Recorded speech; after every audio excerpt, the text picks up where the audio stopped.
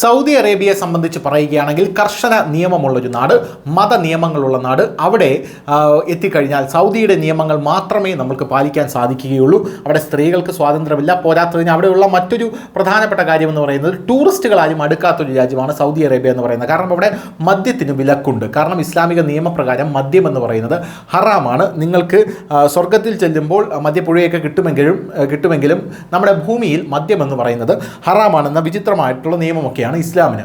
എന്തു തന്നെയായിരുന്നാലും ഇപ്പോൾ അതേ സൗദി അറേബ്യ തന്നെ മദ്യം ഹറാമാക്കിയുള്ള, മദ്യം സൗദിക്ക് വേണ്ട എന്നുള്ള നിയമം മാറ്റിയിരിക്കുകയാണ് എന്ന സുപ്രധാനമായിട്ടുള്ള വിവരങ്ങൾ പുറത്തു വരുന്നു. 73 വർഷത്തിന് ശേഷം സൗദി അറേബ്യയിൽ മദ്യം അനുവദിച്ചിരിക്കുന്നു എന്ന റിപ്പോർട്ടുകളാണ് ഇപ്പോൾ പുറത്തു വരുന്നത്.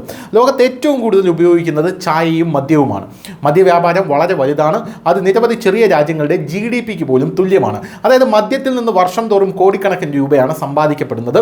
എന്നിരുന്നാലും മദ്യം പൂർണ്ണമായും നിരോധിച്ചിരുന്ന ചില രാജ്യങ്ങളുണ്ട്. മദ്യം കഴിക്കുന്നതോ വിൽക്കുന്നതോ കർശനമായ ശിക്ഷാ വ്യവസ്ഥകളും മറ്റ് കാര്യങ്ങളും ഉള്ള രാജ്യങ്ങളുണ്ടായിരുന്നു. മിക്ക ഇസ്ലാമിക രാജ്യങ്ങളിലും ഇത്തരം നിയമങ്ങൾ കർശനമാക്കിയിട്ടുണ്ട്. ഇപ്പോൾ അത്തരമൊരു മുസ്ലിം രാജ്യം മദ്യ നിരോധനം പിൻവലിക്കാൻ വലിയൊരു തീരുമാനം എടുത്തിരിക്കുന്നു എന്നുള്ള റിപ്പോർട്ടുകളാണ് വരുന്നത്.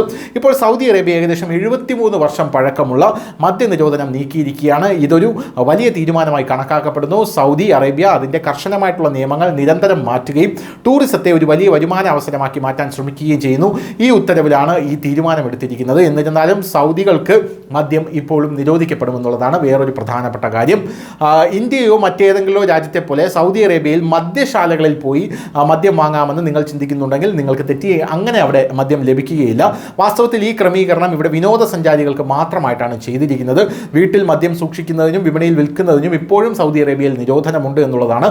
വലിയ ടൂറിസം പദ്ധതികളിൽ മദ്യം വിളമ്പുന്നതിനായി ഇതിനായിട്ടൊരു ലൈസൻസ് നൽകും. അതായത് ഏതെങ്കിലും വിദേശ രാജ്യത്ത് നിന്ന് നിങ്ങൾ സൗദിയിലേക്ക് പോയാൽ നിങ്ങൾക്ക് കുടിക്കാൻ മദ്യം സൗദിയിൽ കിട്ടും, നിങ്ങളൊരു ടൂറിസ്റ്റായി പോവുകയാണെങ്കിൽ എന്നുള്ളതാണ്. എന്തായാലും സൗദി അറേബ്യയിൽ ഇനി മുതൽ കുറഞ്ഞ അളവിലുള്ള മദ്യം മാത്രമേ ലഭ്യമാവുകയുള്ളൂ എന്നുള്ളതാണ് മറ്റൊരു പ്രധാനപ്പെട്ട കാര്യം. അതായത് ബിയർ അല്ലെങ്കിൽ വോഡ്ക പോലുള്ള പാനീയങ്ങൾ നിങ്ങൾക്ക് കുടിക്കാം. 20% കൂടുതൽ ആൽക്കഹോൾ അടങ്ങിയ മദ്യങ്ങൾ പൂർണ്ണമായും സൗദിയിൽ ഇപ്പോഴും നിരോധിച്ചിരിക്കുകയാണ്. അത് ടൂറിസ്റ്റുകൾക്കും കിട്ടില്ല എന്നുള്ളതാണ് വേറൊരു കാര്യം. ലഭിച്ച വിവരം അനുസരിച്ച് രാജ്യത്ത് ഏകദേശം 600 സ്ഥലങ്ങളിലാണ് ഇനി സൗദി അറേബ്യയിൽ മദ്യം ലഭ്യമാകുക എന്നുള്ളതാണ്. ലോകത്തിപ്പോഴും മദ്യം പൂർണ്ണമായും നിരോധിച്ചിരിക്കുന്ന അല്ലെങ്കിൽ മദ്യവർജനം പിന്തുടരുന്ന രാജ്യങ്ങൾ ഇപ്പോഴും ഉണ്ട് എന്നുള്ളതാണ്. അത് Brunei, Somalia, Iran, Libya, Kuwait തുടങ്ങിയ രാജ്യങ്ങളാണ് ഇങ്ങനെ മദ്യവർജനം സമ്പൂർണ്ണമായി അല്ലെങ്കിൽ മദ്യ നിരോധനം സമ്പൂർണ്ണമായി നടപ്പിലാക്കിയിരിക്കുന്ന രാജ്യം എന്ന് പറയുന്നത്. എന്തായാലും ഇതിനു പുറമെ അയൽരാജ്യമായ പാകിസ്ഥാനിലും മദ്യത്തിന് നിരവധി നിയന്ത്രണങ്ങളുമുണ്ട്. മദ്യത്തിന് നിരവധി നിയന്ത്രണങ്ങളുള്ള രാജ്യങ്ങളൊന്ന് പാകിസ്ഥാനാണെന്നാണ് പറഞ്ഞത്. അതായത് മതത്തിൻ്റെ അടിസ്ഥാനത്തിൽ മദ്യം പൂർണ്ണമായിട്ടും നിരോധിച്ചിരിക്കുന്നത് മുസ്ലിം രാജ്യങ്ങളാണ് കൂടുതലും എന്നുള്ളതാണ് പ്രധാനപ്പെട്ട കാര്യം. ചില രാജ്യങ്ങൾ ഇപ്പോൾ ടൂറിസത്തെ മുന്നിൽ വെച്ചുകൊണ്ട് മദ്യം അനുവദിച്ചിട്ടുമുണ്ട്. അതിലൊരു രാജ്യമായി മാറുകയാണ് Saudi Arabia. News desk news India Malayalam.